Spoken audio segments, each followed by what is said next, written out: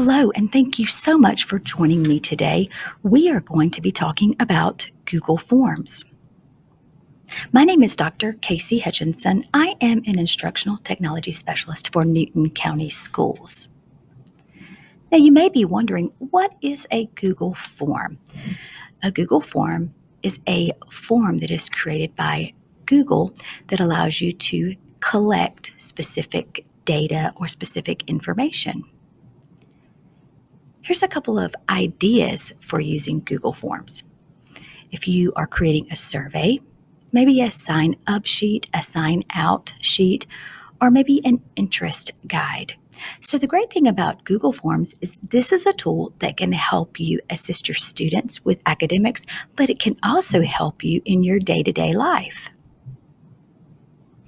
So, today our learning track will be accessing Google Forms, creating a Google Form, formatting a Google Form, collaborating on a Google Form, and last but not least, sharing a form link. So first off, how do you access Google Forms? There are two ways to access. Number one, you could go to the Waffle and sign into your Google account and select the Forms icon from there, or you could go to forms.google.com. Now, my favorite way is to go to the App Switcher, which is what I call the Waffle. From the Waffle, you can scroll down and see the Forms icon and click to get started. So let's go ahead and take a look together. Now notice as you come into Google Forms, you have a variety of template options at the very top. You can always start from a blank template or search from the template gallery already created by Google. You can also see all of the Google Forms that you have created in the past. This is where they will live. So to get started, let's go ahead and begin by using a blank form. So as we have been discussing a lot of science fair projects, sometimes students need to collect data from participants. A Google Form is a great way to do that. So as soon as you come into a Google Form, just like with all other Google tools, you can see that the form is untitled. So let's just say that we wanted to do a form to collect some data on face mask. We want to ask some specific questions about face masks. So you can see I have titled that. And if I come right down here to my Google form and click the form title here, it would automatically update this. Now, up under the title, you can add a form description. So if you were going to send this out and just trying to collect some basic information, you could write the description right here. But just to save time, I'm just going to say, please complete the form about wearing face masks. Okay, very good. So as you can see, now we're ready to start adding some questions. On the right-hand side, you'll see a toolbar, and this is how we are going to generate additional questions or format our specific form. Okay, so as you can notice here, there's already one question that has been listed, and it's untitled, but it's just kind of giving you the idea of what this is going to look like once you pull this together. Now, if you want to obtain the names of the participants, you could always make your first question name, but I'm not going to do that because I'm going to create an anonymous survey so that I just get information. Do you wear a face mask in public? Okay. Google is pretty smart. And so based on the question that I asked, Google recognized this is probably going to be a multiple choice question. But if I didn't want that to be, I could change to a different option. But that is probably the best, so I am going to leave it at multiple choice. Always, I'm going to give my first option right here. Then I'm going to click right here for my second option. And then I'm going to add one more. Now notice I have 3 options. So then my participants can select the answer that best explains their answer to that question. Now from here, if I do not like the way that this question has come together, I could delete it. I could duplicate it if I wanted to just change some of the words. But this is one of my favorite options, and this is required. So if you do not toggle on, this will not be required, which will mean that people can skip this question. So if you are creating a Google form that every answer is important, you want to be sure that you toggle the required on. Okay, perfect. So now that I am ready for my second question, from the toolbar, I'm going to come right here and add a question. Now notice there are several options right here. This is going to allow you to make your Google form a little fancy, but for this session, we're just going to keep it very simple. So I'm just going to come back to the plus sign and I'm going to add a second question. Do you prefer disposable or washable masks? Again, a simple question here. Now you can see that again, Google has noticed that this is probably a multiple choice option. So I'm going to click on option 1 and I'm going to put disposable. Number 2, I'm going to place the word washable. Okay. And again, for this question, I'm going to make sure that it's toggled on to required as well. So let's add one more question. I'm going to go to the plus sign and let's look at some of the question options. Okay.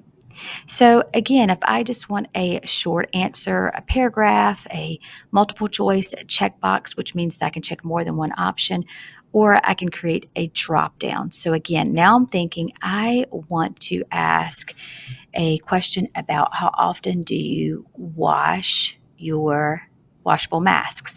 If you prefer washable masks, how often do you wash them? Let's leave it like that. Okay. So based on this, I may get several different options, several different answers. So I'm going to change that to a short answer. So that way someone can say, I wash every time I wear, or I wear it 2 days and then wash. However someone wants to answer and respond to that question. I'm going to leave it as a short answer. Okay. I'm also going to make this one required. So now I can see that I have a 3-question form for my participants. Okay, that has some basic information. Now, obviously, if I was doing a science fair project on face masks, these questions may or may not make sense as far as what my research would be trying to find. But for this session, I think it just is a simple, easy question for us to add in this survey. Okay, so now let's talk about some of the options at the very top. Look at the color palette, and this allows us to customize the actual form. So if you like purple, great. But if you prefer blue or some type of blue-gray, you can make that choice. You can also choose an image as a header. So this is going to take you to a couple of different options, some pictures that are right here in Google, or you can upload one directly from your device. So just for the sake of time, I'm just going to do this pretty butterfly and I'm going to insert it. It's going to add that at the top and it looks really nice with my color. Okay. I can change the background on that to maybe a little bit darker so it kind of gives a little bit of a contrast on my form. And then I can change my font as well, but I'm going to leave it to basic. This is just all the fun part of making a form. Now, this is one of my favorite options is the preview. So once your form is complete and you know that you like everything that you have created, you can preview. So if I click on the eye, this gives me an opportunity to see exactly what my participants will see. And you see it looks very nice. One great thing about a Google form is it's super easy to navigate on a mobile device or on a computer. Okay, so I'm going to go back to editing this form by clicking on the pencil here. All right, so let's review a little bit and just go a little deeper. So we've talked about how we access Google Forms, and we talked about a couple of ways that we can use this. Another great thing about Google Forms is you can use Google Forms in your personal life. If you are doing a family reunion and you wanted to ask several questions about foods, who's bringing a meat, who's bringing a vegetable, that's a great way to do that. I know for myself, I have done contests for my kids. We would do a gingerbread house contest, and so I would make a Google form and invite adults over to come and judge the gingerbread houses. If you're a team mom or a team dad, this is another great way to collect t-shirt sizes or gift ideas and all sorts of different ways to use this. Again, Google Forms are super, super helpful. So now let's continue on by talking about collaborating and sending. Now, as we've said before, every time that you see an ellipsis, 3 dots, that is a function. So if you click on that, you can see how you could make a copy, you could send it to the trash, get a link, print, or here's something I want to show you, and this is add collaborators.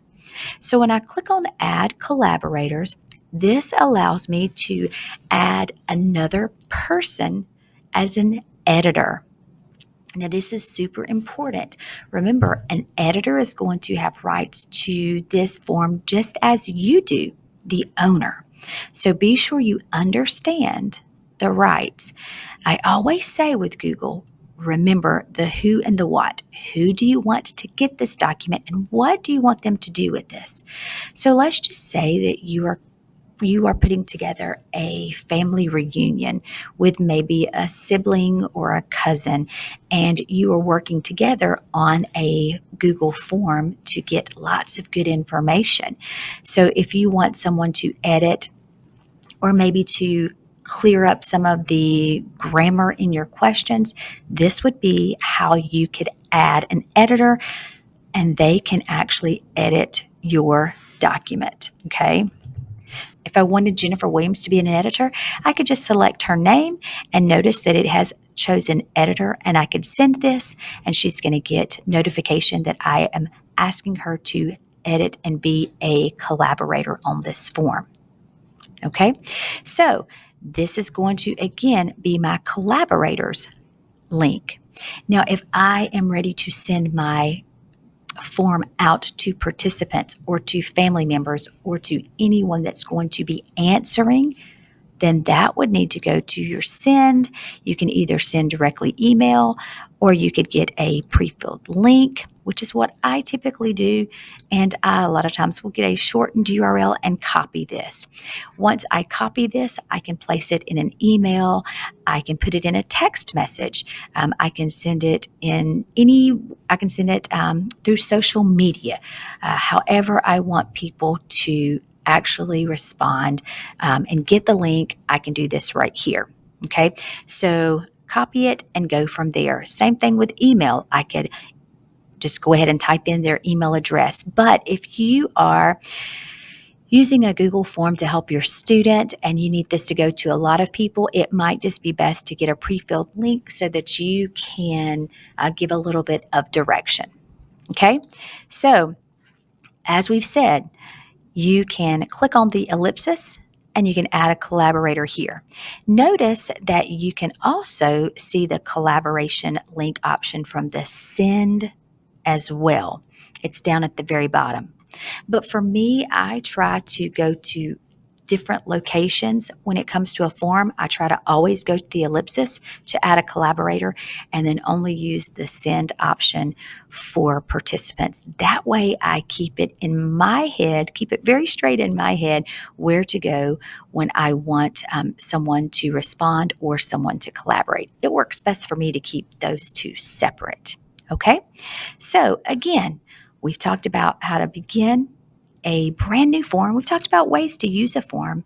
We've talked about some of the important features, how to preview, how to add collaborators, and also how to send to participants.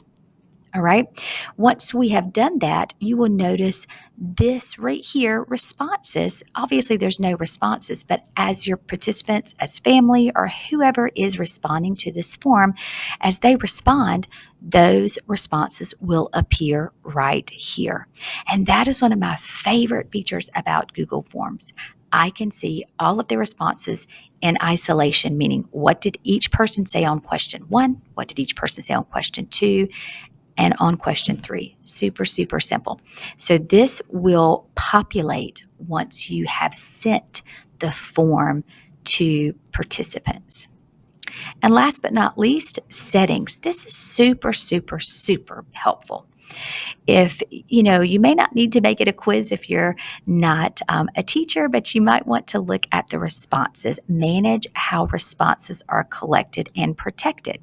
So again, you can see all of the permissions here to how that works. And then you can also, if you only want people to respond one time, you can toggle that on to once. Okay, so again, these are super, super helpful for you to maybe set parameters around your form exactly the way that you want them to be.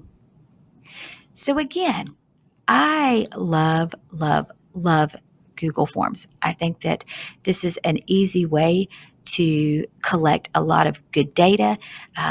Most people are very quick to say, yes, I'll answer a Google form, because if you've ever answered one, you will see that it is super easy and super fast to complete a question. And it's also wonderful on a mobile device. Okay, so let's review so we can wrap this up. So, in this session, we talked about Google Forms, and we've learned that it is an online creation tool for surveys and for gathering information. We talked about accessing Google Forms. Either sign into your Google account and use the app switcher, or visit forms.google.com and go from there.